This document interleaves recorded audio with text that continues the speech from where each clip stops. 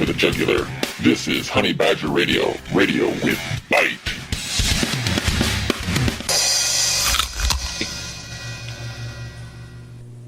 Hello and welcome to Honey Badger Radio. I'm your host, Allison Tiemann, and today's episode is Big Sister's Watching You, Feminist Censorship on Campus. We have a very special guest tonight and not a lot of time to talk to her, so let's dive right in. Our guest tonight is Dr. Janice Fiamengo, an English professor at the University of Ottawa.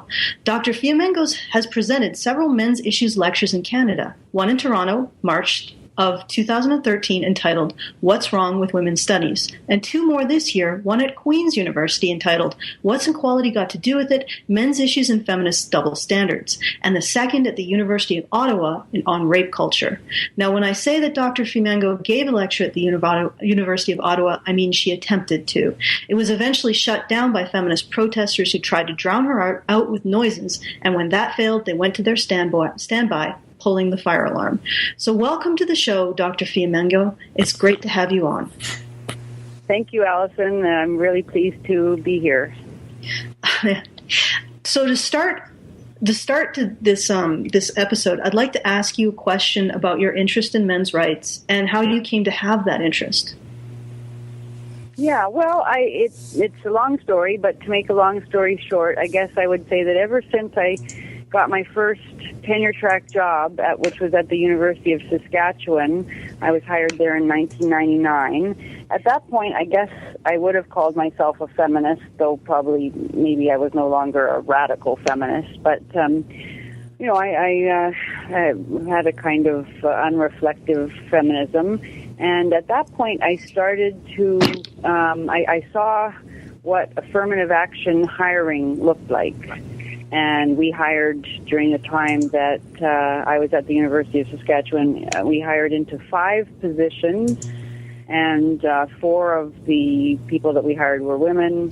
When I was shortlisted for that position, the position that I got, I was one of 4 women. So it was very obvious to me that universities were hiring women and were not very interested in hiring men at that time, supposedly in the name of equality and social justice, and I found it morally repugnant to see really highly qualified men passed over in favor of women, and I also started to think about what it must be like to be a young man sitting through university lecture after university lecture, being told that he is responsible for all the evil in the world, and that if there were just fewer, masculine men around, the world would be a better place, and there wouldn't be war, and everyone would live in peace and harmony, and that women were responsible for all the good things in the world, and all that sort of thing. And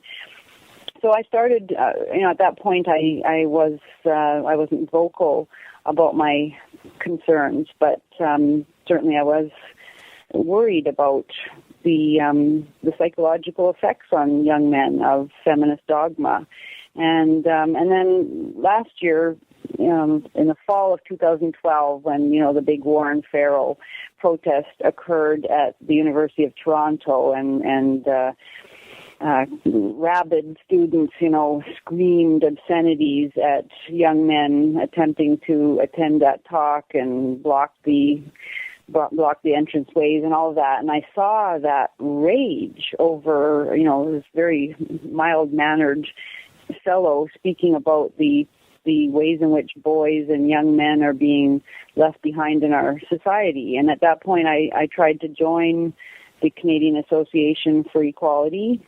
And at that time, I would be, I could sort of act as a mentor for young men at the University of Ottawa. If there was a chapter of CAFE at the U of O, and maybe I could talk to them if they were having trouble in their feminist courses or something like that. And they asked me to speak, and so that was really the beginning of it. Yes, and I would like to extend my gratitude that you have stepped up to the plate to start to speak about these issues, because I think really it's really going to be women who create a lot of progress on these issues, because unfortunately the atmosphere that men are in now, men and young and the young men attending college, is that they can't speak at all. Yeah, absolutely, and I know. I mean, Karen too has mentioned that. She mentioned it in her talk at Ryerson, I believe, and I agree 100%. And you know, I have a certain privilege to use that word that gets used all the time. You know, as a woman to speak about these issues. Of course, it doesn't mean I don't get called a misogynist as well. But for men to, you know, attempt even to raise any kind of objection to radical feminist ideology and all of its various claims and statistics and propositions is just impossible. And you know, I can do it, and I'm not particularly concerned if you know, a feminist philosophy professor tells me that I'm a misogynist, because obviously I'm not. So it's easier for me. Yeah, well, you don't get that same. I find that men can be very intimidated by these by being labeled misogynist and rape apologist, and it can be, those words can more easily silence them, whereas women can just say, well, you know, we just don't have the same. It just doesn't have the same impact on us. Although Karen has had the experience of being called a rape apologist in public, and very absurdly for saying that rape was an issue of consent, essentially. I actually saw a fist pump over that.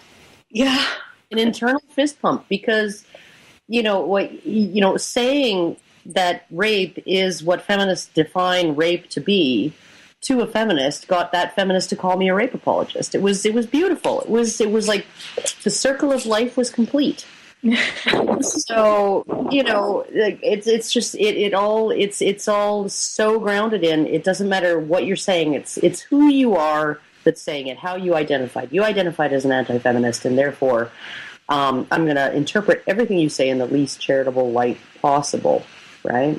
So, and dismiss it. Yeah. Well, and attack you too, right? Mm. Well, that actually, but actually, before we get into that, because I really do want to talk about your experiences during the Ottawa lecture, because I was actually watching on the Studio Brûlé webcast, Google Plus cast on YouTube, and I really wanted to know more about how that felt on the other side. But before we get into it, could you give us a little bit of an overview of the lectures that you were presenting in Ottawa and Queens, and what topics you were talking on that got feminists so riled up? Yeah, well, they were two related but distinct lectures.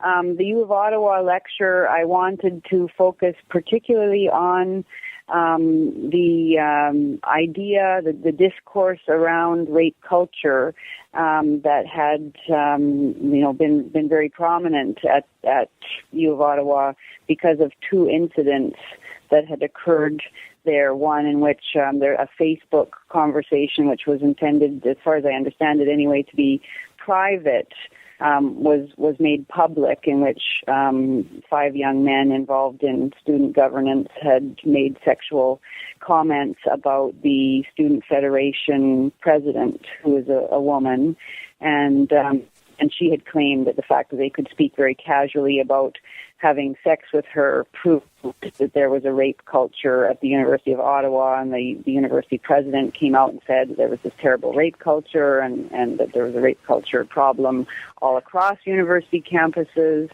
and in fact there was a rape culture in Canadian society generally, and he was going to strike a special task force and do all sorts of things. I mean, it was a complete exaggeration, a kind of hysterical series of overstatements. The chancellor of the university, Michael Jean, also made a statement about how rape culture was getting worse, and something had to be done to stop it. It was a scourge on campus, and then there was one other incident where men's varsity hockey team, there was an allegation of sexual misconduct, and so the entire team was suspended, even though no charges have even been laid, let alone any conviction gained. And all of the men have been simply assumed by the president of the University of Ottawa, have been assumed, if not to be guilty exactly, certainly he made statements about how the alleged incident, proved something about how we need to have a conversation about rape culture on our campus, as if an unproven allegation can prove anything. The implication being that male sexuality simply is dangerous and, aggressive and needs to be contained. Women need to be protected from men, at all times. And so I wanted to speak specifically about those allegations, or not so much about the allegations, but about the discourse of rape culture and the effects that it has, and the illogicalities, the lack of evidence, the lack of any kind of due process, and the effect on young men on campus, and of course the fact that young men's numbers on university campuses, including the U of Ottawa, are drastically decreasing. And the Queen's talk was a more general talk about the double standards, really, of feminism, and the fact that all sorts of feminist icons have said very hateful and derogatory things about men and get a pass for that. And yet, men cannot even question feminist dogma without, exactly as you said, been accused of all sorts of terrible things. So I really wanted to focus on that double standard, and especially on the fact that there have been so many incidents of men's clubs on university campuses being prohibited by student unions, that men are not even allowed to get together and to talk about what it feels like to be a guy outside of the parameters of feminist ideology, and that's clearly totalitarian, and that everybody who claims to care about equality and about freedom should be protesting such actions. So those were the subjects that got everybody riled up. Just to pull out your statements on rape culture, I don't know if you've been following at all the controversy with Adele Mercier, who works at the University of Queens. A little bit, but not in detail. Yeah. Well, essentially, she wrote public statements that essentially characterized. We were referring to sex between juveniles in detention facilities, and or sexual contact between juveniles in detention facilities and some of age inmates in juvenile detention facilities and their adult female captors. And she wrote about that in a way that focused on the idea that these boys and young men were making a choice to have sex with their female captors, like an uncoerced choice. And she referred to it as sex, and she referred to it in terms of their choice, and in terms of a courtship, and then after that, she also, in a letter to the Queen's University Journal, said that men are being raped, but by other men. So she completely denied the fact that a significant portion of those boys and young men were physically forced by the female staff to have sex as well. And I find it just remarkable that these campus feminists can spin a rape culture out of the private conversations of two men about having sex with a woman. And I'm sorry, but I've overheard or been part of many conversations about women saying or talking about having sex with a man. I've even read fiction in which women will write themselves having sex with male celebrities. So it's just they'll spin a rape culture out of that, and the fact that rape exists as a crime, and yet they will not. And we actually have Susan McCarley, who's part of a Voice for Men. She actually attended a lecture in which several men's rights activists tried to bring up the issue of Adele Mercier. And it was at a rape culture, it was a lecture on rape culture on the campus. And they're trying to bring up what she said, which was denying and minimizing the rape of inmates and men. And they just swept it under the rug. And this is a professor saying this. On their campus. No reprisal whatsoever, but that's not part of rape culture? Yeah, I mean, that's it. I mean, the double standard is simply breathtaking. And, I kept trying to define, I was asked over and over again, what is your definition of feminism, and my feminism isn't the feminism that you're describing, but that was exactly what I was saying, and what is so demonstrably, palpably true, that this is feminism. It defines the world in terms of these categories in which only women can ever suffer harm, that the entire situation of women is defined by their sexual victimization by men, that men can never be victims, women can never be aggressors, women are always innocent, women never lie, men only lie, men can never be victims, men are only aggressors, on and on and on like that. It's just the utter blindness to the fact that men suffer harms as well, and that women can be perpetrators as well. That black and white view of the world, which is so damaging and so clearly untrue. Anyone who has lived with women, anyone who knows a woman, knows that women are imperfect beings as well. Women are capable of violence. Women tell lies. Women are capable of twisting the truth for their own advantage. All of these things. It doesn't mean that women are particularly evil, but it means that women are fallible, and not to recognize that is really to create a situation in which both women and men can't really assess where we are as a society. And I find it shocking that passes for truth amongst supposedly, highly intelligent people who claim to care about morality and justice. Well, one of the things that I found most interesting was that Adele Mercier, who said all of these things, she was the first one to speak at your Queen's lecture, right? And say, I'm a philosophy professor, and I'm a feminist, and I don't know what the hell you're talking about, right? Yeah, she has no clue. It's like there's this, for all of the neuroscience that says that women's brains are highly integrated and men's brains tend to be more compartmentalized, she's got a highly compartmentalized brain there. If she can actually hold this, I don't know what you're talking about in one half of her brain, and then I'm going to demonstrate what they're talking about, a week later, right? It just seems insane to me. And she, just the idea that, a lot of people were defending her. Oh, well, she never said it wasn't rape. She never actually said it wasn't rape. And I don't think that she ever actually came out and said it wasn't rape if a juvenile teenage boy in a detention facility had sex with an adult female guard, right? I don't think she ever actually came out and said that's not rape. But if she didn't believe that that's not rape, she would have had no argument whatsoever, no reason to engage Allison in any kind of, comment tete-a-tete, any kind of, back and forth with, well, you're exaggerating, Allison. You're not reading the data right, Allison. You really need, and the condescension, you really need to learn how to read the studies before you pass judgment on the data, Allison.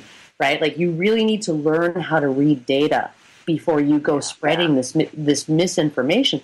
Like, as if Allison was a 10-year-old child. And as far as I know, Adele said that she thought that Allison was a student at Queen's. And if that's how she talks to students in public, with that kind of dripping, cloying condescension, right, then that's an issue too. So I mean, like, I was just blown away by the entire exchange. So yeah. Well, and even the the style of her remarks, even apart from the content, were clearly, if you substitute male for female, she simply sees a whole different picture. So the illogicality of that is, just so blatant. But even to set aside the content of her remarks, the style of it, she doesn't speak like somebody who cares about evidence.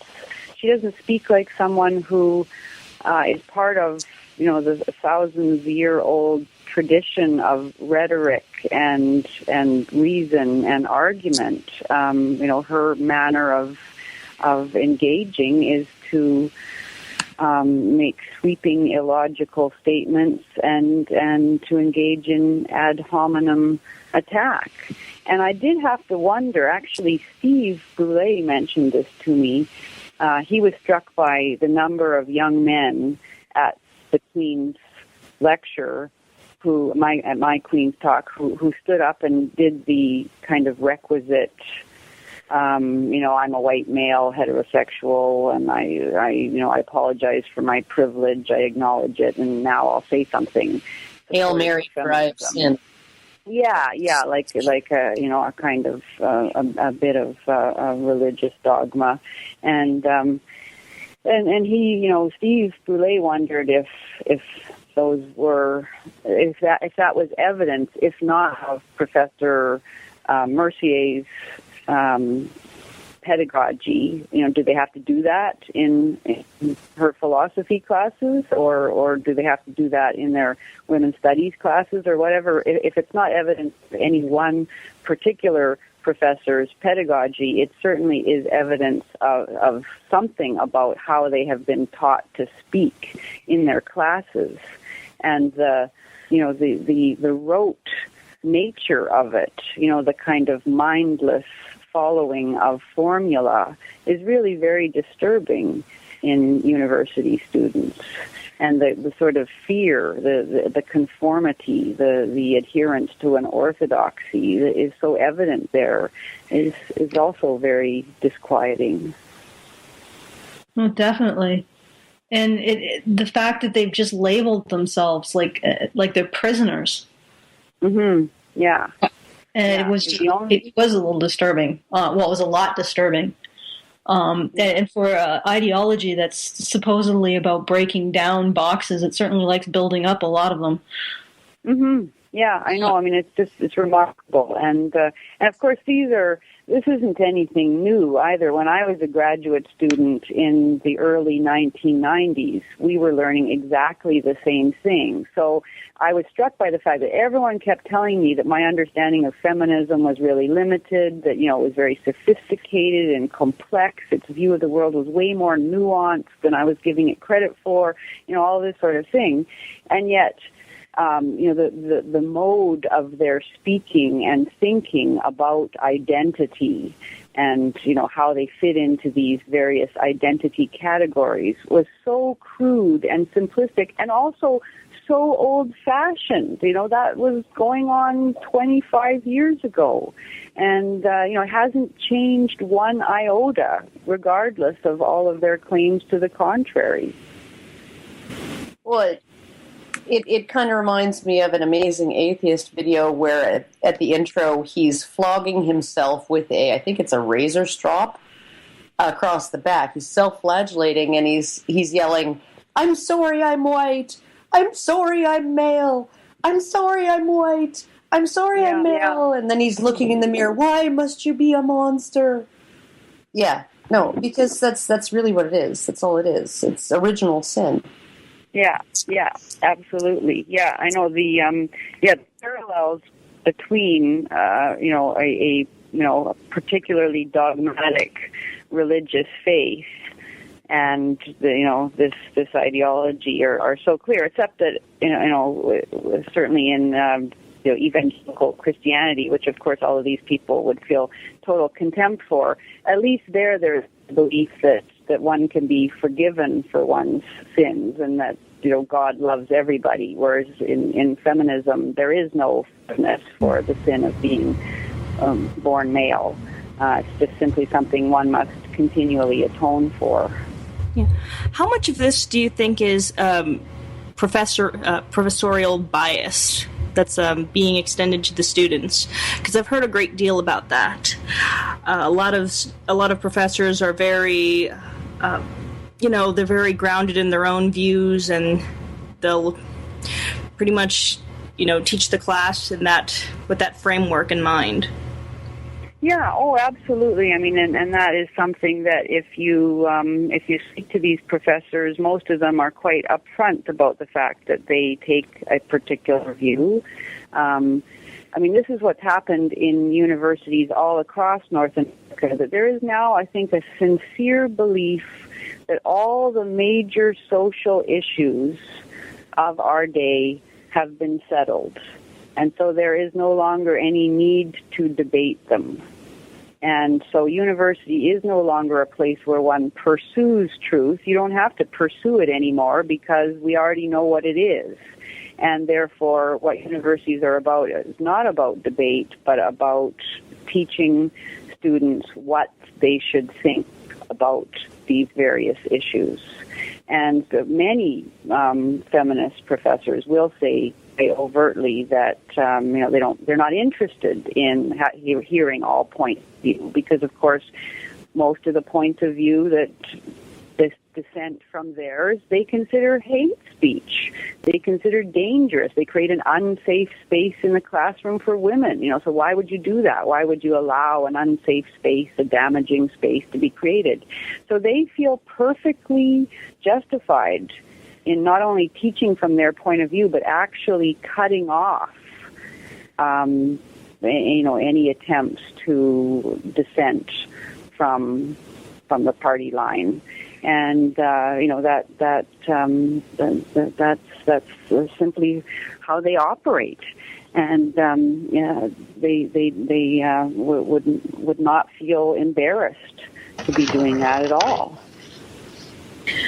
Hi, I'm just curious. Since the lectures, have you had any students come up to you and ask about men's rights and ask for your advice and guidance on where to go next? Or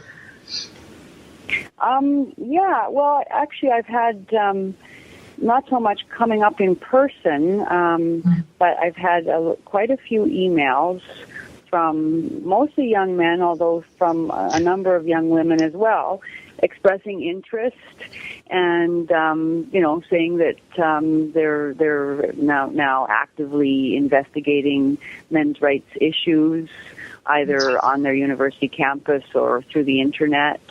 I've had probably, about 75 or 80 emails in the last 4 weeks expressing interest. So that's good. Obviously, and a number of people said that they either were at the Queen's talk, people said at the Ottawa U talk, and didn't ask a question or didn't say anything at the time, but were in support and have been for a while, and so so there's a significant number of people who do care about these issues, both men and women, and so that's encouraging. That's great. I actually...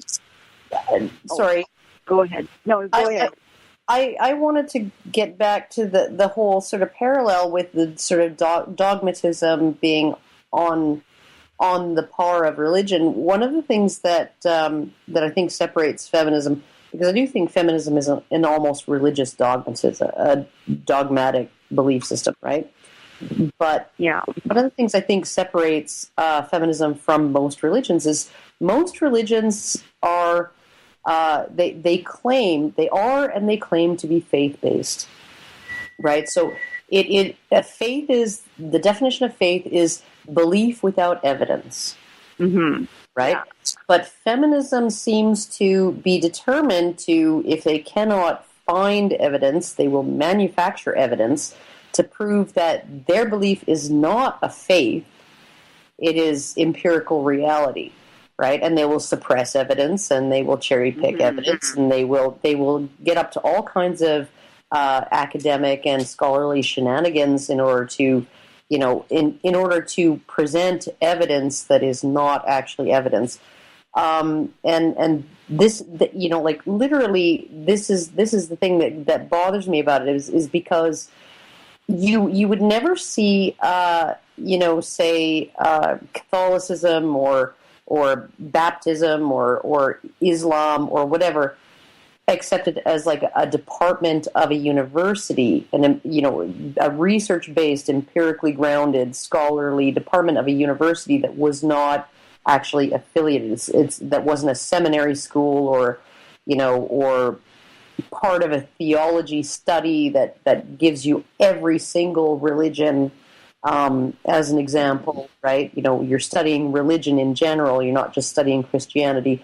Either that or you're attending a madras or a seminary, right? But feminism seems to be wanting to legitimate their dogma through the manipulation of data and the manipulation of evidence to make it into a science or a social science or whatever. It's really scary. That's what's really scary to me, is that I don't think Catholicism is saying that they know quantum string theory and they discovered that and they are the masters of that. No, they're saying God created the universe and we believe that, even despite any physical evidence to the contrary. We believe that because we have faith. Right? Feminists are trying to construct the evidence to convince people who would otherwise be secular or skeptical to buy into it, and that's the really scary thing. Yeah, absolutely. I mean, if you speak to a religious adherent, if that person is reasonable and honest, they will say that they know that they admit that there's the possibility that they are in error. And that it's possible that what they believe isn't true. And as you say, I mean, and certainly within Christianity, faith is defined as the belief in what can't be seen and what can't be proven.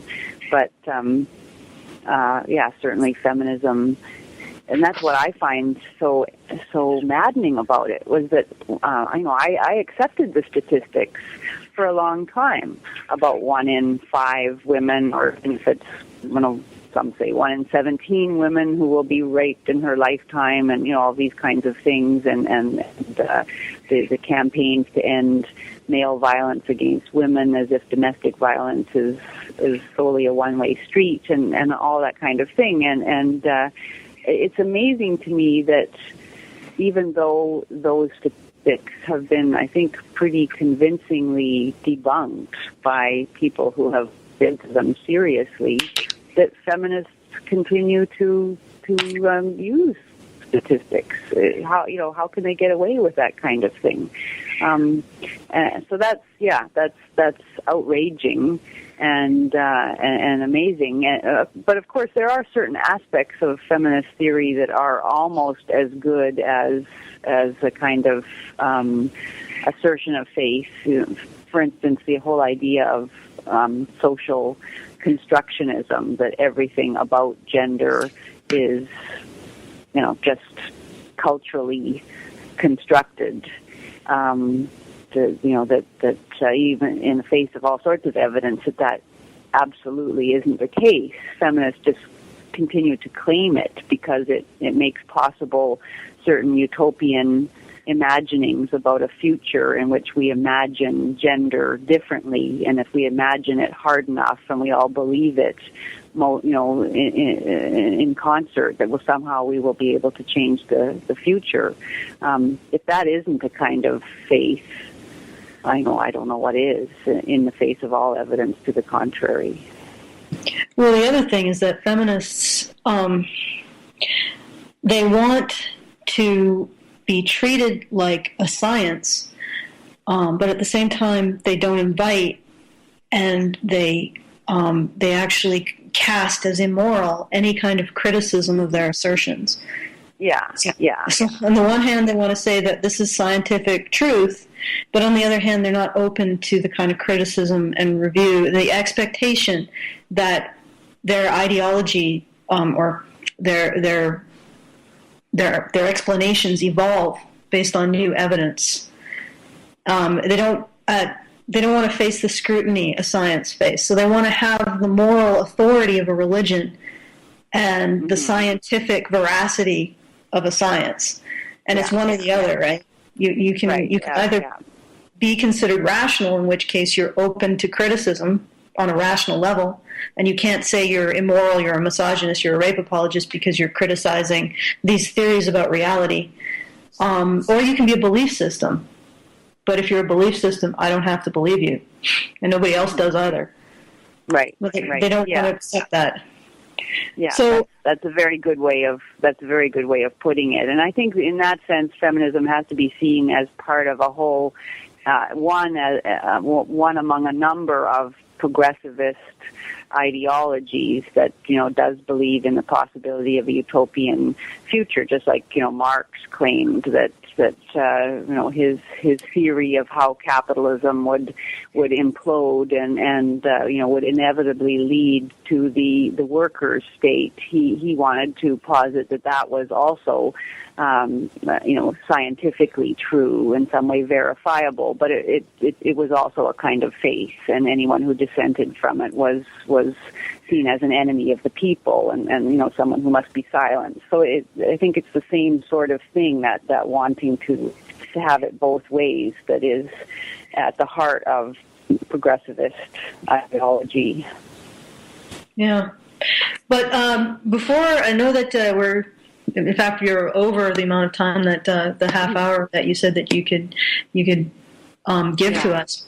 But before you go, I was wondering if you could talk about how it felt that, or just talk about your experiences at the University of Ottawa, facing down that crowd of extremely belligerent activists who were intent on silencing you.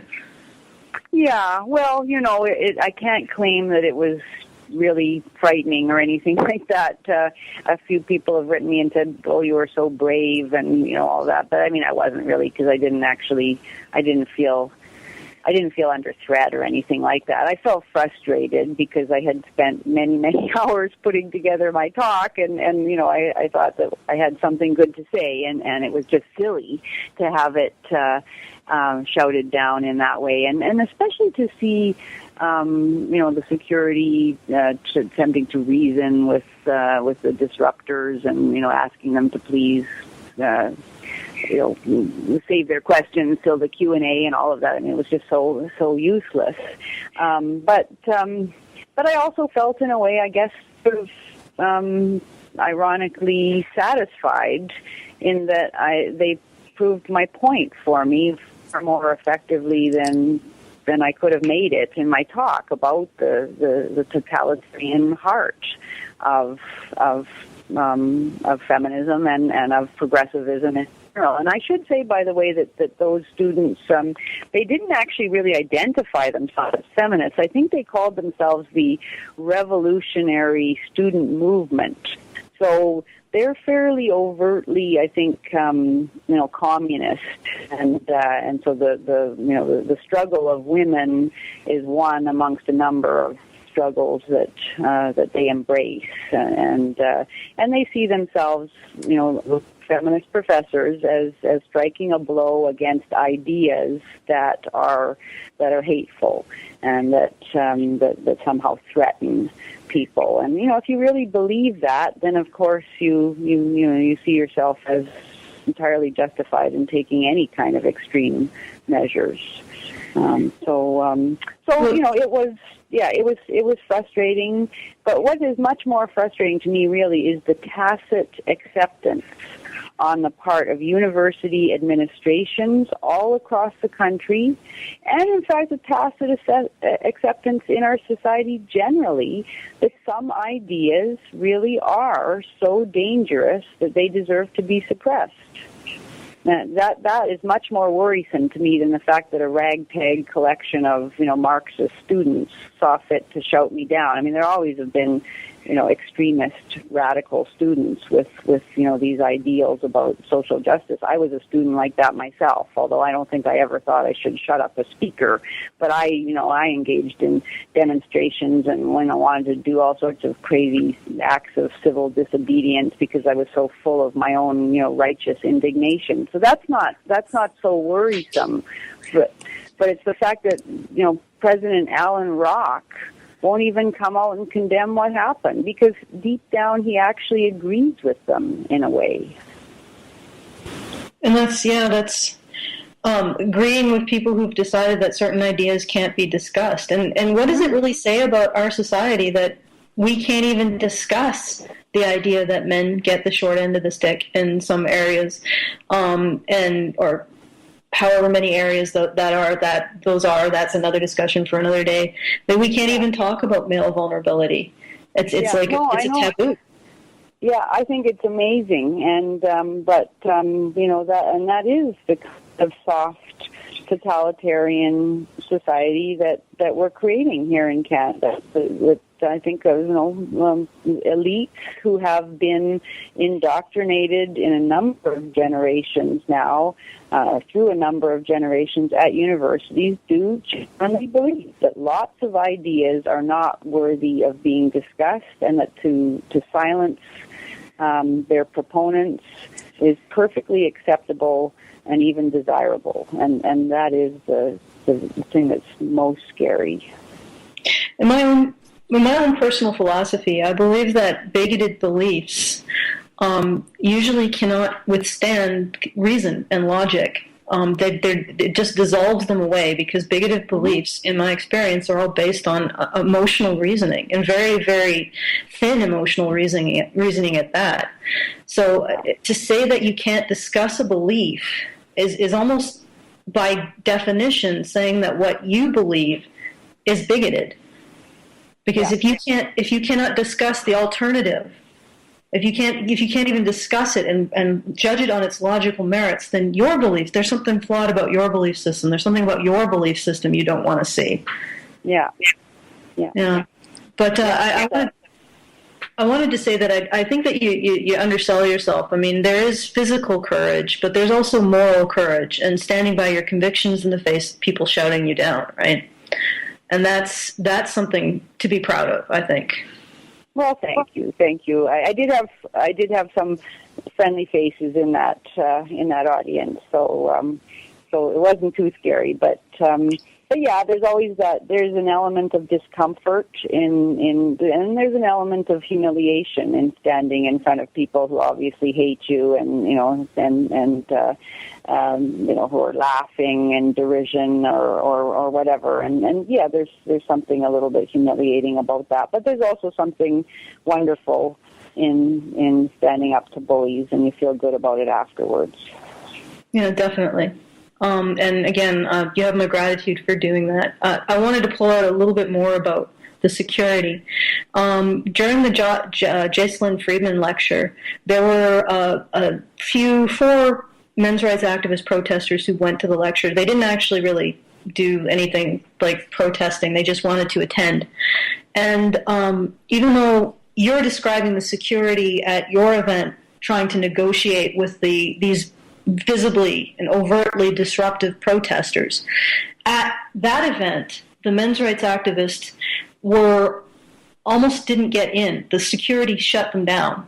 Yeah. Mm-hmm. And there's the double standard again. I mean, that's what's so shocking. Yeah, I heard about that, and it makes me. I just feel outraged when I hear about that. It's so unfair. And again, yeah, if the situation had been reversed at the U of Ottawa, at my talk, if I had been talking about rape and women's victimization, and a bunch of anti-feminist protesters had tried to shut me down, I bet the response of the security would have been entirely different. And again, that's part of the whole university administration, the bias on campus, the idea that certain ideas deserve protection and certain individuals deserve protection and others don't. And that's what really needs to be brought to light. But I feel discouraged in thinking about it, because I know so clearly that people in those positions of power just don't care about the silencing of those that they think are beyond the pale. Yeah, it can be very discouraging. Just a correction, the men's rights activists had signs and a banner. However, they did not engage in any disruptive behavior whatsoever, and just wanted to go in. No, absolutely no. I know they didn't, and so the double standard is just shocking. And in fact, there was a documentarian who was with them, and he was escorted right out. He wasn't allowed to attend at all, so he was completely shut down. And the double standard is just astounding, and it's amazing that, again, Hannah said something rather amusing about Adele saying, "I don't know what the hell you're talking about," when you were talking about feminist double standards. She said that the forest is invisible if you're a tree. So, great. Yeah, absolutely. Yeah. If you can't see the forest, if you are making the forest, so there you go. But yeah, absolutely. But thank you for coming on. It's been a wonderful 45 minutes, and I know that you actually have gone over the time that you said that you had to spend with us. So we really appreciate that as well. Well, thank you for having me, and it's been my pleasure to speak to you. And I think you're doing wonderful work. Well, thanks. You're always welcome to come back on. You'll certainly get a better reception from us than you did from the University of Ottawa students. Thank you. Thanks. Okay. All right. Bye-bye. Bye. All right. Thanks again to Jan. That was Dr. Janice Fiamengo. And if you want to see the situation that she was dealing with and look at her lectures and see some more about what happened and what she was facing down trying to give one of those lectures at the University of Ottawa, there will be links in the show notes on our blog. And our blog is, once again, you can find our blog at www.honeybadgerbrigade.com. There is a link labeled blog, and if you click that link, you will go to the blog. All right, so I think right now we're going to take I know right now we're going to take a music break, and then we will come back, and we have Susan McCarley, one of the men's rights activist protesters who went to Jesslyn Friedman's lecture to talk to about her experiences. So do not change the channel.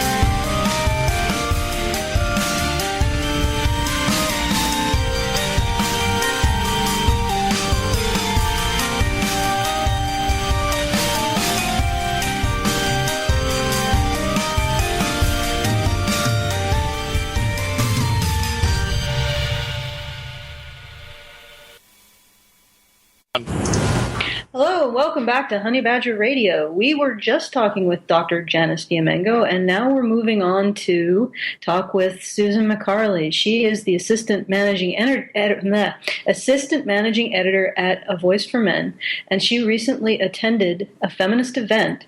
The lecture was Jocelyn Friedman, and the title was What Does Feminism Have to Do About It?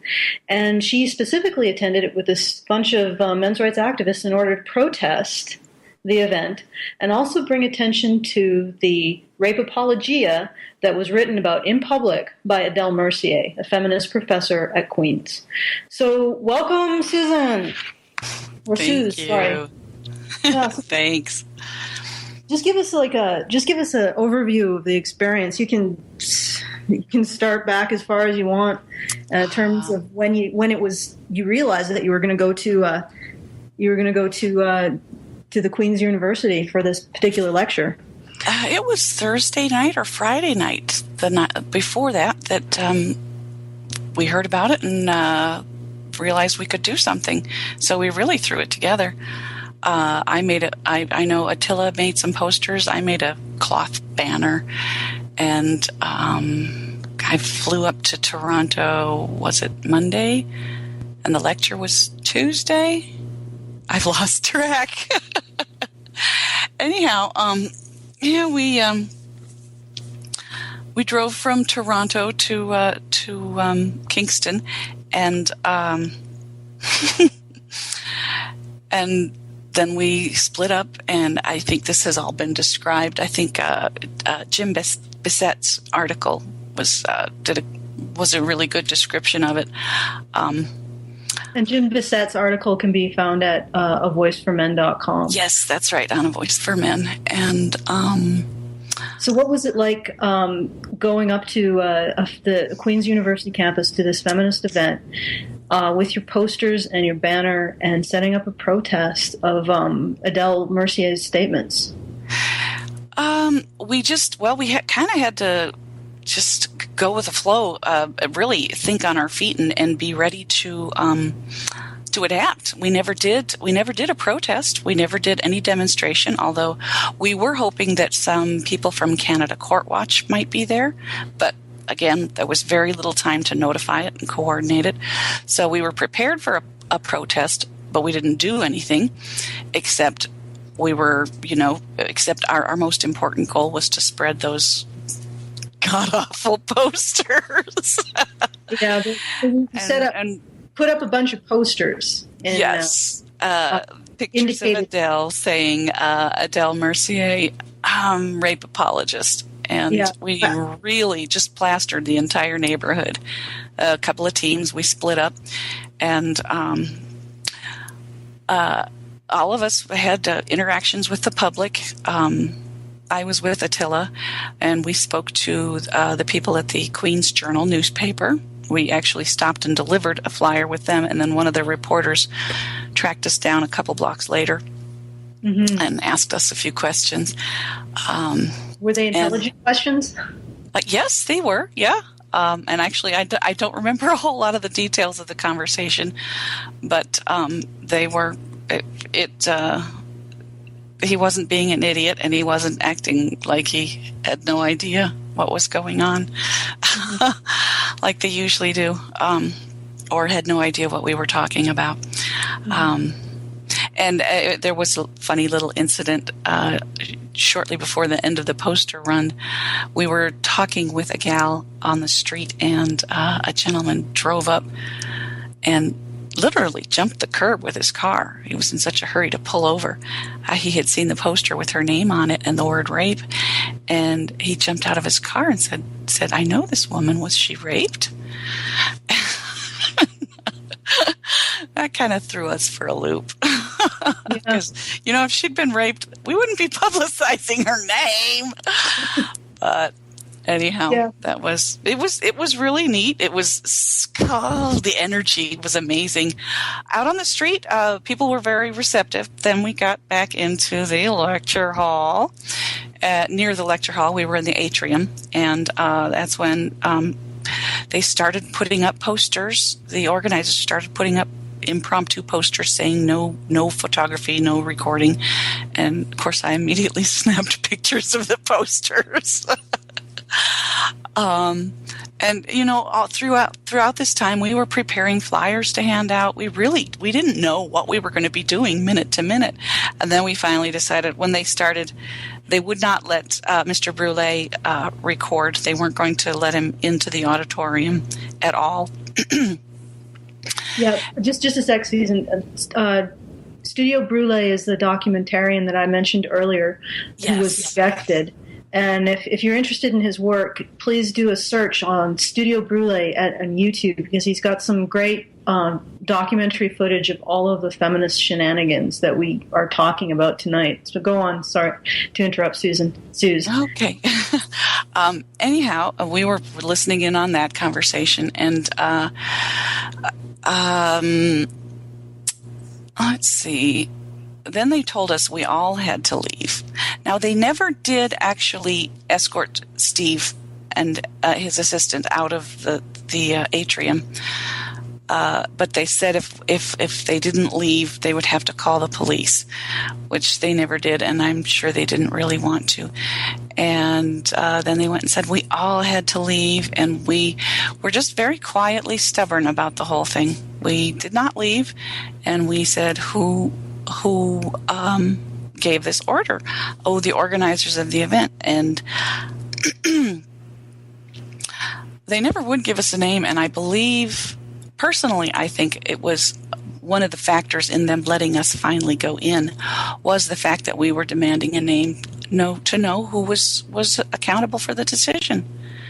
And at one point we spoke to a female supervisor, and they had to call the head of security. He was in his pajamas at home, and he came in to deal with the situation. And after quite a bit of very quiet arguing, and a lot of organizers and the thugs walking around back and forth, they did let us in if we promised to be good. But yeah, and mostly we were quiet until. Danny spoke up when Dan Perrins, he spoke up when Ms. Friedman asked for audience participation in the lecture, and then of course the others spoke up in the question and answer. Finally, after they were permitted to, with another audience member shaming the mic runners for ignoring us. So they were finally allowed to speak when she shamed them. Yes. Mm-hmm. Yeah, so it actually, they were trying to ignore you the entire time. They were. Trying to get you to talk. And the group of organizers were seated just maybe 2 rows in front of us, kept looking over their shoulders and whispering. So, yes, everybody in that corner was very, very much aware of us. And it was another audience member who spoke up and said, those gentlemen over there have been waiting for a long time to speak. So why don't you give us like an overview of the actual lecture? What was it about? Well, just dating and sex and communication and consent, and she's really slick in how she frames things. You mean Jasmine? Yes, slick? Yeah. Her some of her jokes were kind of cute. That was okay, but she kind of headed off any criticism when you hear all the jokes about consent each and every step in the way, because consent does not mean ongoing consent and all that. You have to continue consenting. And then she turns around and says, but that doesn't mean you have to stop and ask for every little thing you do. Well, wait a minute. What do you mean it doesn't mean that? That's exactly what it means. Make up your mind. And she did make some good points. And the tone was a lot softer than a lot of what I've heard recently. I think the message is softening up. I'm sure the intent behind it is not. But now there was the slide picked image of a rapist being a handsome white light-skinned college student male. That is what a rapist really looks like, of course. But well, it had to be a handsome guy, huh?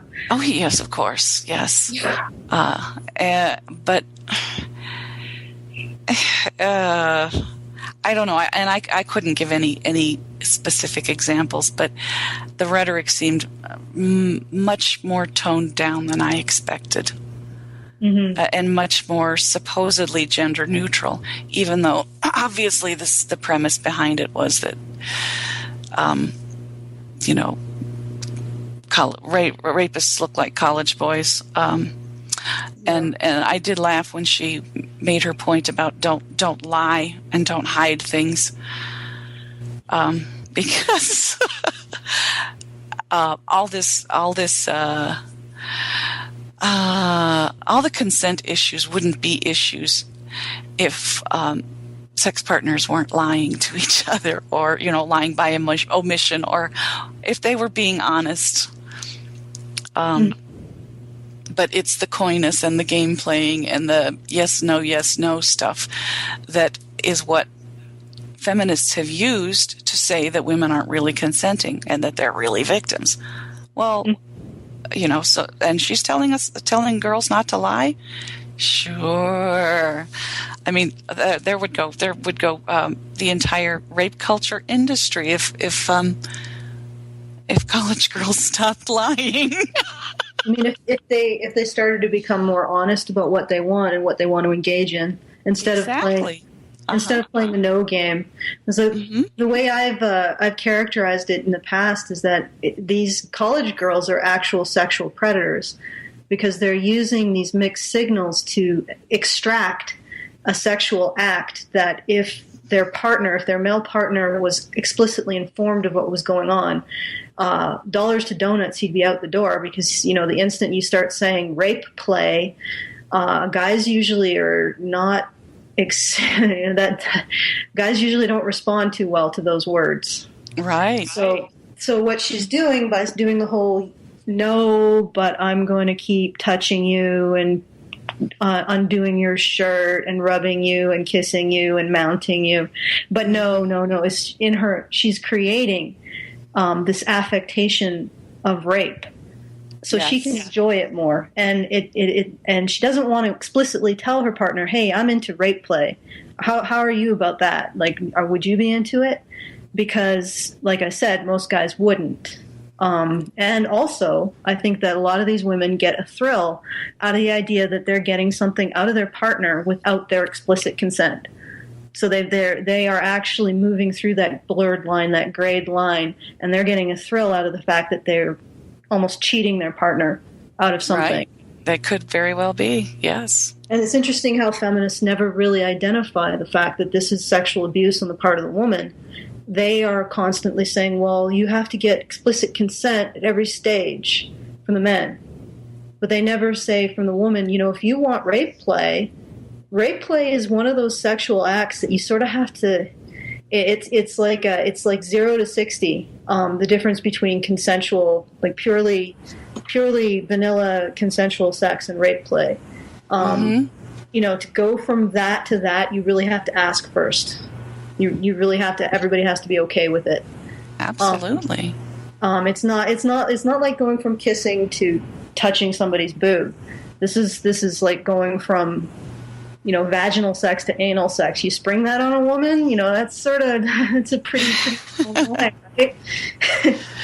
Yeah. Something you have to be prepared for and actually go into willingly and not total knowledge and all the cards are on the table. But they never explain that. They never say that. They never say that that's one of those situations where women are being abusive towards men. Okay, Karen says it depends on the woman. Yeah. but that's the thing. You also have to know that you're with a woman that would be an acceptable escalation, right? Because some things are acceptable escalations. The thing that really bugs me about the feminist dialogue or the feminist narrative on consent is the presumption that it's always the woman's consent that needs to be asked for and given. They never talk about women getting men's consent. They never talk about this as a mutual thing. They treat sex overtly as something men do to women and women give to men. And in doing that, they put women in this position of simultaneous power and helplessness, because you have the ability, you have the power to hold anything that the guy does against him, and anything that he doesn't do against him, especially if you're expected to not communicate. And of course, you're helpless, because if you're expected to not communicate, if you're expected to not be able to direct or anything, while you have this power of consent and this power of expecting that he's already consented, then you just have to put up with, whatever comes your way. And so it's a terrible thing to do to men, because it puts them in a very awkward position and it puts them in a very dangerous position. But it's also a terrible thing to do to women, because it puts women in a position where they really can't engage in meaningful relationships. Everything they do has to be manipulative, and that's just wrong. It's wrong on both sides. Yeah, That's true. And this idea that we should have a dialogue about sexual consent and talk about how to be respectful of our partners. I mean, there's no problem with that, as long as it's not coerced through the government, or you got these crazy dogmatic people trying to teach this to like 6th graders or whatever. But or teach it one-sided. Yeah, teach it one-sided. I mean, the idea of having this dialogue is not a bad one. But the idea that it's so one-sided, and that it's never a situation where women have to be respectful of their male partner's boundaries, and that they get these infinite free passes to do whatever they want, it just becomes something that is a lot more harmful than it is beneficial, I think. And it would be nice if we could get all of this out on the table and talk about it like adults, instead of screaming about it like this, with this censorship, with these untouchable topics that we can't talk about. And it's an open and clear dialogue is what is needed. Go ahead, Rachel. Well, this idea of enthusiastic consent is complete bullshit. It's like you have to say, oh, okay, I'm going to touch your boobs. Is that okay? I mean, it's just, people consent in different ways. And when they say this is the way you have to consent, you're really trying to control sex between sexual partners. It's ridiculous. I mean, it's insanity at this point. I know, Karen, you want to jump in here, but I just want to say something explicitly to what you just said, Rachel. Have you noticed that it's enthusiastic consent on the part of women? Yeah, men have to ask, women can give enthusiastic consent. What exactly. is enthusiastic consent, but actually initiating sex acts? Yeah, and so they're essentially saying women can initiate and escalate sex acts without asking, and that's enthusiastic consent. Yeah. Well, what about him? It seems like they want to teach men how to read the little subtle signals that they're giving off, rather than asking, the women to do the same. I mean, or asking women to just come out and say, hello, this is not okay, or, making clear beforehand how they like to consent. All I've got to say is that if every man on a college campus with the doctrine of enthusiastic consent basically said to every woman who was remotely interested in him, okay, now you're going to get out your pom-poms, now you're going to start cheering, and you're going to get down on your knees and beg for it, because if you don't, I don't know whether you're really consenting, because I need to see some enthusiasm, right? If every man on campus did that, the women would go on a sex strike. Yeah, do the sex dance. Their vaginas would turn into the Sahara Desert. right? Because that's not how female sexuality works. Female sexuality works in the sense that I am desired, therefore I desire, right? Male sexuality works, I desire, you even look at the numbers of the most promiscuous lesbians and the most promiscuous gay men. The most promiscuous lesbians record a lifetime number of sexual partners under 100. The most promiscuous gay men record a lifetime number of sexual partners in the thousands, right? And it's because they don't have to convince a woman, right? And it's not that they're always up for it with every single partner in every single situation. It's not like they're always on, like they're always going to be consenting. But women, they have a natural desire to be desired. And if a man just lies back and puts his hands behind his head and says, okay, convince me you want it, that's going to be a huge turnoff to like 99% of women. Wow. Okay, Crystal, I know you wanted to talk, but I have to disagree with Karen. It's almost a compulsion at this point. I disagree. I'm not saying that men don't want to be desired. I think that men really do want to be desired. I think they do too. I think the competition here is over which person gets more desire, and women get to win it because of the social atmosphere around sex. And I think it's a combination between social and biological. I really do, and I think that it's not that men don't want to be desired. I think that men's fantasies, what the research has shown about men's fantasies, shows that they want to be desired. They want to be, ravished by ravenous women. They want to be, like this is the height of their sexual fantasies. Is they want to be, chased off a cliff, like in Monty Python's The Meaning of Life, by a bunch of topless women who are like desperate for them. Right? Okay, but here's the thing. This is what's so irritating about feminism. Why don't you realize that if men had a choice, they would choose the enthusiastic consent?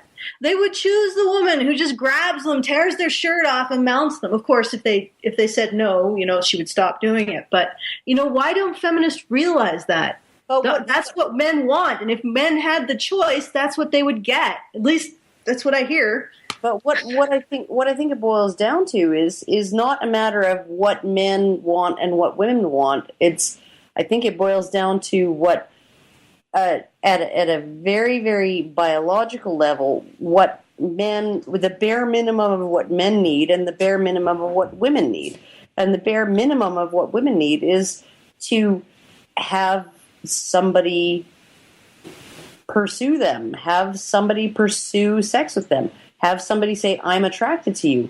It's almost like it's a biologically programmed with most women, not all, but most women, that I need somebody else to make the first move. Otherwise, I don't feel horny. Right? Or maybe it's just pure freaking laziness. I need to, you even look at women who get all dolled up for women's night out, right? Oh, yeah, no, I want to feel sexy, but that doesn't mean I necessarily want to have sex, right? I just want to feel sexy. Right? All of this behavior could be just total laziness on women's part. It doesn't have to be biological. It's just the opportunity to be a lazy ass. That's entirely possible. But yeah, there we go. Okay, Crystal's been waiting to talk. So go ahead, Crystal, and then we'll take a caller. Sorry to cut you off there, Karen. I don't understand why there are so many pissed off women. I just don't get it. I mean, this is my own little story about it, is they have been so pampered sexually. The fact that they have an abundance of male sexuality and they are still this displeased, I don't understand this lack of rationale, really. It's just, I see it like Slut Walk, and these women, stop objectifying me by looking at me, and things like this. And I don't even know what to do with it, because it's like this complete, first of all, they can't enjoy sexuality. It's like this complete disconnect with their own sexuality going on. And I don't really understand what exactly is going on with them when I would think that this should be something to celebrate, that male sexuality is available to them. That is, that's generous. But for some reason, it's been morphed into that's bad. And I definitely, found. Uh-oh. Have we lost you, Crystal? No. You're breaking it out. Oh, poop. Yeah, okay. Just close off your mic for a second. Maybe when you come back on, the sound will be better. But I wanted to take off from what Crystal said. And you're right. It is a lack of gratitude towards having access to male sexuality. And it's this idea that you can use men's desire to manipulate it to do things for your benefit, including getting sex totally on your own terms, which is very rapey, by the way. And speaking of rapiness, just to bring back to Suze and the men's rights activist protesting the lecture that Jocelyn Friedman did on consent and rape culture and campus rape culture. One of the reasons why they went was to bring attention to the rape apologia by Adele Mercier, in which she characterized sex between juveniles and young men in juvenile detention facilities and their adult female jailers as essentially consensual and based on the choices of those young men. And why don't you give a bit of a, Suze, if you're still there, why don't you give us a bit of an overview of what happened when you tried to actually get these people to acknowledge what Adele said and try to not just acknowledge what they said, but call it out. Because if you can say that it's that rape culture and inmates can't give real consent to their jailers and boys can be raped by women and men can be raped by women all you want, but when you're faced with a rape apologist in your midst who's saying that juvenile boys in detention facilities can give legitimate consent, or inmates can give legitimate consent to their jailers, or men aren't raped by women, and you don't call them out, how can you really say that you find that deplorable? How can you really say that you are against that? I mean, when the rubber meets the road, you don't actually act on your so-called convictions. But anyway, I wanted you to give us an overview of what happened when go ahead. Okay. Initially, when we were first acknowledged, and gosh, I've even forgotten if it was Danny or Jim who asked Ms. Friedman if if she believed that juvenile prisoners could give consent, and of course, everybody said no, and the organizers kind of half-heartedly apologized that Friedman didn't know the history of what was going on. And then a little later on in the session, Jim spoke up and was kind of dismissed by a couple people in the audience too, and the people on stage were trying to hush him up. And I think one person said, "Oh, you're taking up too much space," and that was his point. He said, he said, "Give us a show of hands if you think that what she said is right." And of course, there were no hands shown. And he tried to go on to say, "Why are you people not speaking out against it?" And they weren't. I mean, we got a little tiny bit of applause there, but by then they were pretty much just trying to tell him to shut up because he'd said enough. And It's what's really striking is that Jocelyn Friedman said, "I've had things taken out of context before." After Jim had said what he said, "This is my opinion of what Adele Mercier said," and then Jocelyn Friedman said, "Well, I've had statements taken out of context before," and then Jim said, "Well, would you like me to read the context?" And then she shut him down. You think if Jocelyn Friedman was so worried about what Adele had been was taken out of context, she'd want the context to be spoken. No, exactly. But no, that wasn't her concern. Her concern was just to dismiss and marginalize someone who was maybe making the girls uncomfortable. Yep. Yeah. It was, but like a dissenting voice. Someone mischaracterizes something, you absolutely want the context to be spoken as soon after the mischaracterization takes place, in order to correct the mischaracterization. If you're shutting down the context, then you know that characterization was correct, that Jim was saying the truth, and you were trying to prevent the fact everyone else recognizing he was saying the truth. So I want to thank you for giving us that overview, Susan. Let's go to a caller. Neff, the Neffmeister, the Neffanor, has been waiting very patiently. Hello, Neffanor. Greetings, humans. Hello. Hello, neighbor alien. I'm a Badger. I'm Badgerkin.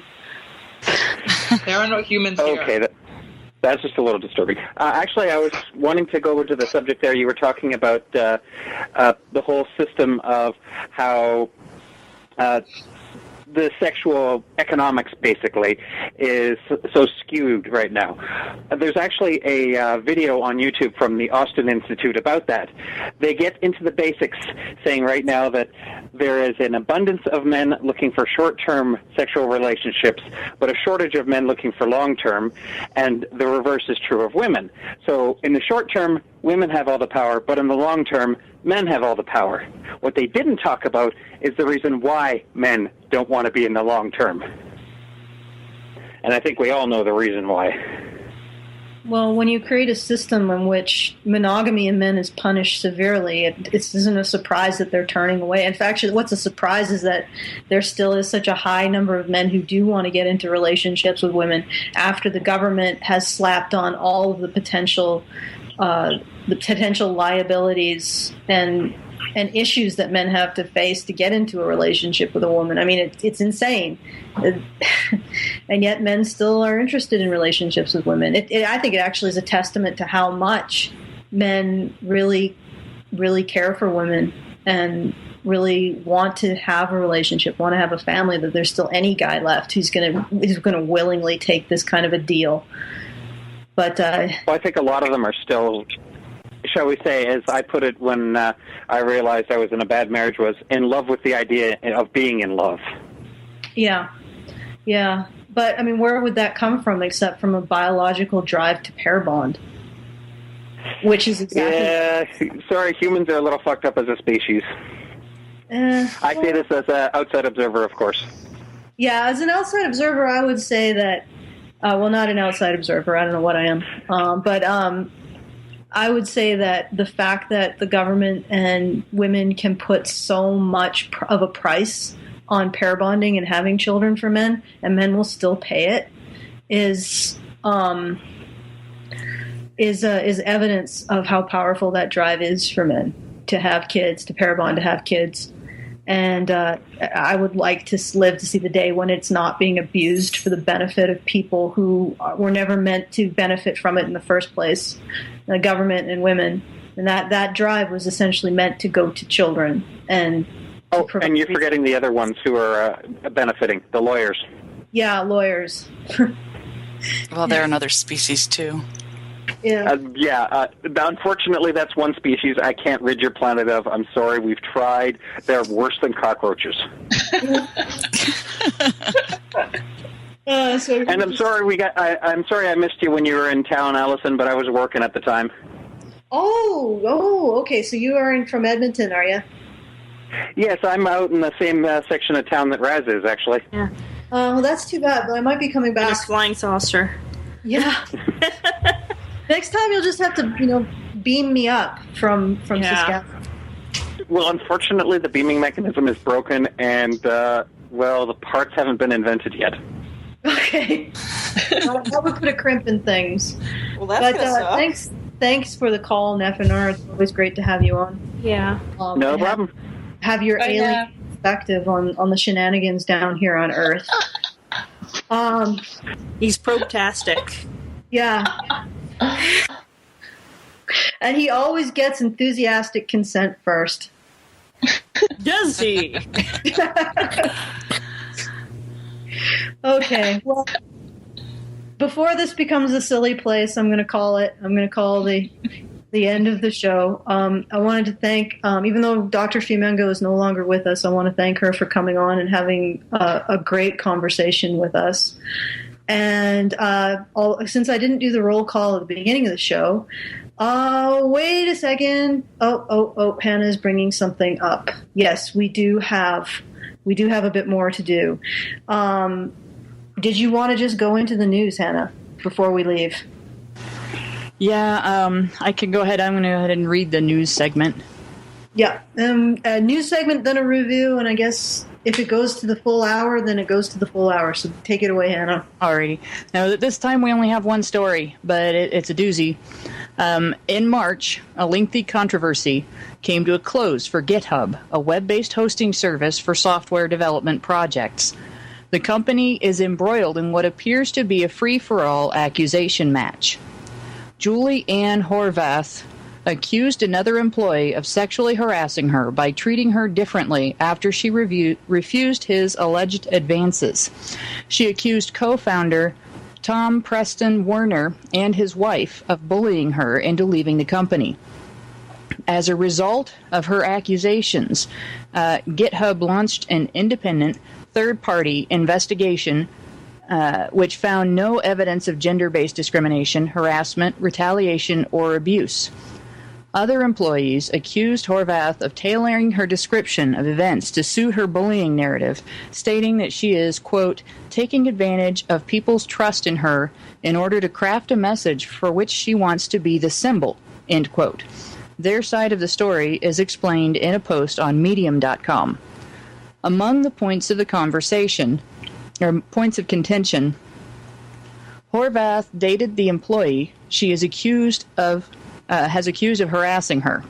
Her conflict with the Preston Werners began, according to the post, when Horvath started dating one of Mrs. Preston Werner's close male friends. She allegedly demanded that her new boyfriend end his relationship with Mrs. Preston Werner, and when they failed to comply, began spreading vicious rumors about the two of them among other employees. Preston Werner has resigned despite being exonerated in the investigation. According to a statement blogged by Mrs. Preston Werner, her husband's resignation was a result of conflicts of interest involving her nonprofit charity, as there were rumors that employees of GitHub felt pressured to do pro bono work for her. The Preston Werners have denied Horvath's accusations, stating, quote, the results of GitHub's independent investigation unequivocally confirm this, and we are prepared to fight any further false claims on this matter to the full extent of the law, end quote. Julie Ann Horvath has continued to fire off tweets related to the conflict, clearly dissatisfied with the results of the investigation. When asked by another Twitterer what she wants, she replied, quote, an objective investigation, removing all abusers from GitHub, and a public apology, end quote. And that is the end of the news story. My own little end statement on this is that she can't have both. Either she gets an objective investigation, which apparently has already occurred, or she gets to remove all the people that she wants from GitHub, but she can't have both because it doesn't appear to be the result of an investigative or an objective investigation. Go ahead, Karen. This woman sounds like a girl geek. She doesn't sound like a geek who happens to be a girl. She sounds like a girl geek. That really is the thing that bothers me. It's been bothering me for quite a while that there are, anywhere from 5 to 10, even 15% of the population of any male-dominated sphere is going to be women who like the environment, who don't get all flustered about potty humor or anal sex jokes or things like that, right? That they enjoy that environment, right? Because they're probably the ones who are making the anal sex jokes, right?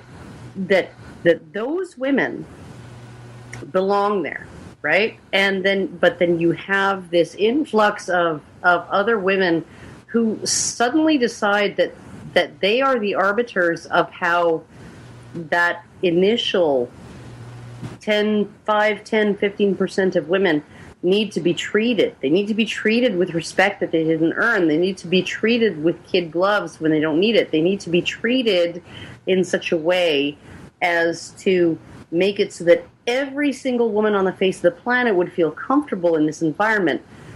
And I'm sorry, like, not every male on the face of the planet feels comfortable sitting in my mother's kitchen. Okay?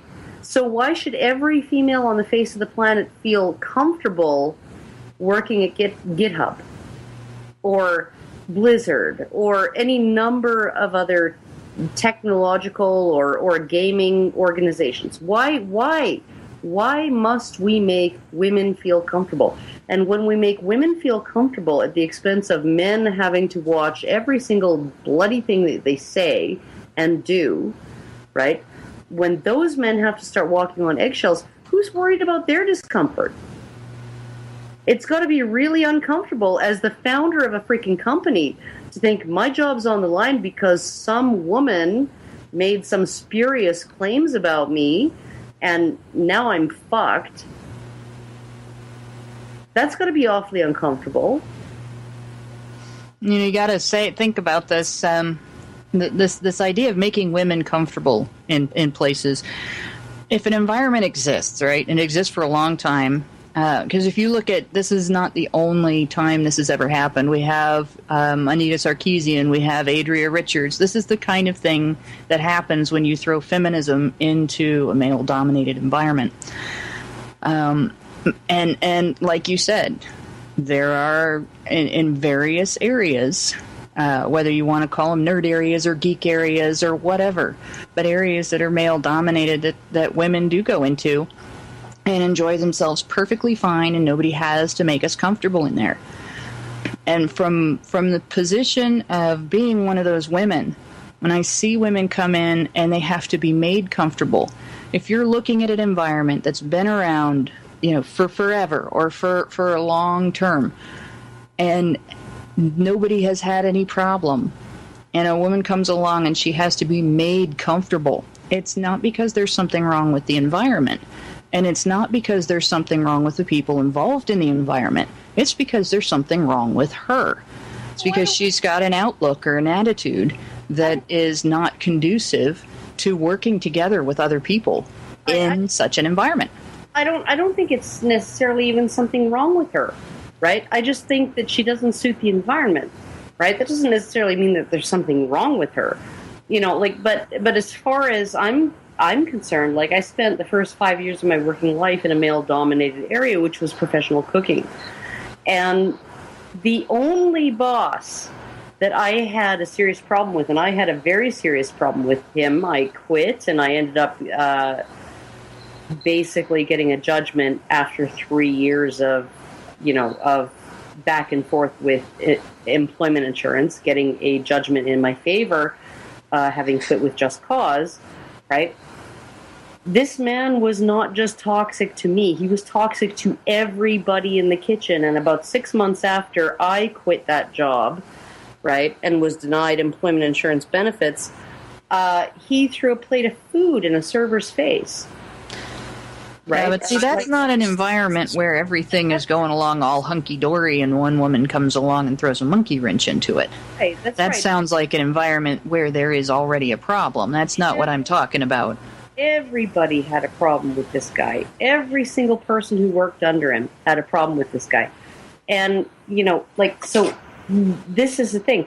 You know, like, every single other environment that I've worked in that has been male-dominated has been more tolerable psychologically than an environment that has been female-dominated. And that's really, maybe that's just because I feel more suited to a male masculine environment. Right, I feel more suited to an environment where I can say, "Oh, yeah," you know, I can say to my supervisor, "Oh, yeah, the company head says this. Oh, what do you want me to say? Should I suck your dick now? What?" Yeah. Right? Like, are you going to be, you going to brag all night, or are you going to get down to some business, right?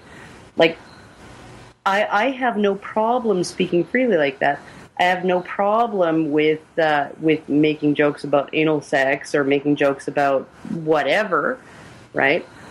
I have very, very few boundaries as far as, I even had one young coworker. He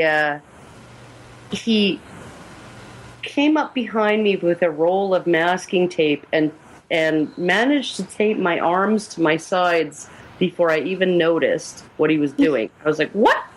And then he taped himself chest to chest with me, right? And he looks up at me because he was shorter than me. He looks up at me and says, "Are you feeling harassed yet?" And so, I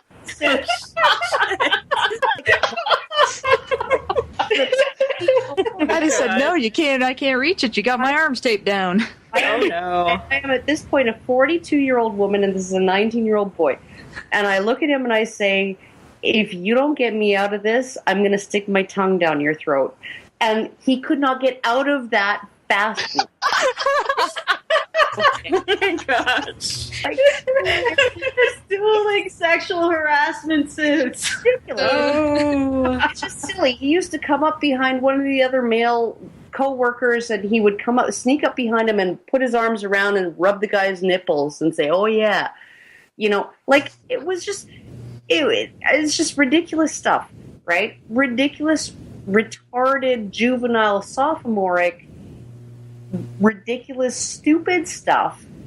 He would never pull anything like that with a girl, but with a guy he would, of course, because you can get away with it with a guy. But, like, it was just, okay, it's funny, it's humorous, it's silly, it's ridiculous. He used to go around pumping his hips and singing, "My milkshake brings all the boys to the yard. My milkshake is better than yours." Right? It's a different. But I have to charge.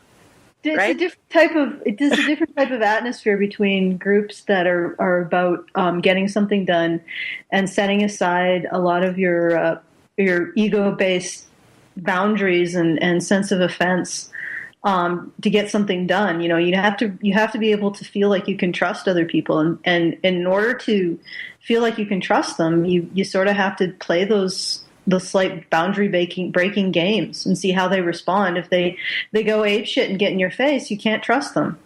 And if you're in a situation where you have to trust your coworkers with something, hot pans, making sure the food's out on time so you don't look like an ass because you're trying to serve it and whatever else, you need that kind of reassurance that they are going to at least they can set themselves aside to do the job and to let their egos go and not expect the environment to suit them. Whereas women don't really get a lot of that training or that development to just set aside your expectation of being treated like a princess. But you know what? Rachel has put her name in, so she must come onto the floor and speak. Woo! I'm on the floor. Anyway, but it's true what you're saying, though. I mean, when you have a lot of different, well, actually, when I'm in a workplace and when there's a lot of women around, I'm often worried, like, oh my gosh, how much can I say? Because if I say the wrong thing and they get upset, my job is in jeopardy. And, you want to be able to joke around and, have, morale in the workplace and just be able to relax. And I really feel that, this kind of fear that feminism brings into the workplace can really create a very tense atmosphere. It can be very uncomfortable. It's very stress-filled. And sometimes when you are in the more, stress-filled jobs, you really need that little bit of release. Mm-hmm. But that's one of the things I worry about, especially when you're in. I especially worry about people in these kinds of tech industries, the women coming in, because there's a certain level of atmosphere and jokes and everything, and then suddenly you've got the woman in. and you wonder, oh gosh, can we still make those same jokes anymore? Can we still, have the fun that we used to? Or do we suddenly have to, walk on eggshells to accommodate her? Yeah. Yeah. It's the difference between... It just seems that feminists have become, the police of fun. There can be no fun. There can be no sex. Nobody can enjoy sex except for women, but not too much because then they're the oppressor. And it's, it's like they just want to squash everything. It's like this massive fear that they're spreading. And, I was reading today on StopStreet.org where one called so-called street harassment sexual terrorism. This is the type of crap that they're teaching females that, don't go outside. If you go outside and if someone says you have a nice ass, you have just been sexually terrorized. That is awful. You should feel like shit about it. You should be terrified because he is one word away from raping you. Catcalling is the same thing as rape. And I just, it's just this constant fear-mongering. It's this constant... you can't go outside in the world and shut everybody up that displeases you. If you don't like what they say, you can either shift it and either enjoy what they say, or you can just move on. It's like feminism treats women as if they're the only female, the only person. Each female is the only person that exists on the planet. It's ridiculous. It's like women are made of glass. Yeah. And if you handle us any other way than if you handle us any way other than us being made of glass, then it's abusive. And don't make dick jokes. Oh God, no! Don't make dick jokes. We do not speak of the penis. You said the word. Yeah, this thing with the street harassment is really ridiculous. I mean. I can speak to this in a way simply because I went through an issue in junior high where, as a 13-year-old, I responded to catcalls and more attention than I was ready to handle, like a 13-year-old, and there was the society's response to this, to the female response to unwanted attention is toxic. I had this incident where a group of the boys in my class decided they were going to play Follow the Leader with me, except I wasn't playing the Follow the Leader. I was headed to talk to my friends after lunch, and we all had this 10-minute period where we'd stand around and talk after lunch before we were allowed to go to class.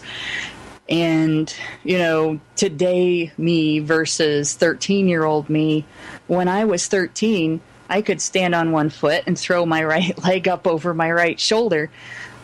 It would have stopped Follow the Leader immediately because none of the rest of them would have been able to do that, especially if I would have started hopping forward on the other foot. But instead, after not getting them, to leave me alone by looking embarrassed and everything, I decided to go inside and ask for assistance. And the minute I did, the entire school administration just freaked out. Oh my God, these boys are harassing this poor, helpless girl. And instead of saying, hey, guys, cut it out, that's not nice, they started an investigation. And they called them all into the office out of gym class. And they had to talk to each one individually. And what it taught me was, dear God, if you're worried about a guy's behavior, don't tell anybody. Because they're going to freak out and they're going to overreact and then you're going to feel bad. So this whole idea that street harassment is something that is completely tolerated and women have to put up with it all the time and nobody ever does anything about it and there's nothing you can do about it, it's bullshit, because exactly the opposite happens. And there's been multiple times where I've seen fights start because one guy thought somebody said something inappropriate. Some other guy said something inappropriate to a girl, and it didn't even have to be a girl he was with. And as I was getting older, I learned to do things like, if somebody looks at me in a short skirt and says, hey, baby, do those legs go all the way up? And I don't like it, I say, no, they stop just above the skirt and there's nothing there, and keep walking. Yeah, exactly. And you got this confused guy just sitting there. But most of the time, as far as I was concerned, it's an expression of, I noticed you because you look attractive. And it's not creepy, and it's not scary, and it's not intimidating, and it's not an imposition. And teaching girls to be afraid of it and to feel imposed on and to feel victimized and, worst of all, to feel touched by it when it's speech is more harmful to women than if every guy we walked past on the street said, "Hey, nice ass, can I touch it?" Exactly. Yeah, no, as a 43-year-old woman who still gets the occasional, sort of when I'm walking down the street, gets the occasional hoot out of a passing car. That because it's a increasing rarity. Like when I was younger, and I actually. And I didn't actually feel like I got all kinds of attention when I was younger because I didn't draw attention to myself. I didn't dress in a provocative way. I didn't wear a whole lot of makeup. I didn't, I had short hair when I was young, just like I do now, right?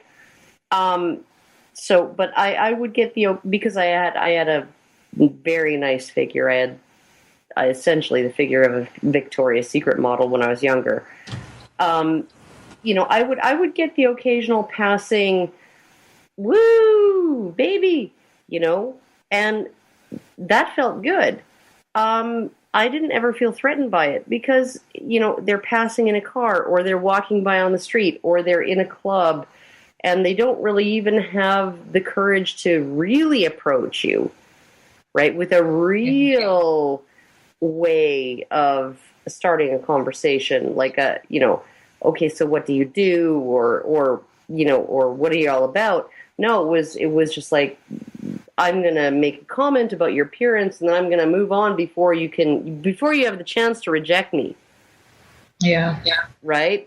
And if you're not going to reject me, you'll grab me back. But if you are going to reject me, I'll be gone by the time you do that, and so it won't look bad for me. Right? This is really what catcalls are all about. Is it's sort of like, I'm going to behave boorishly. I'm going to say something.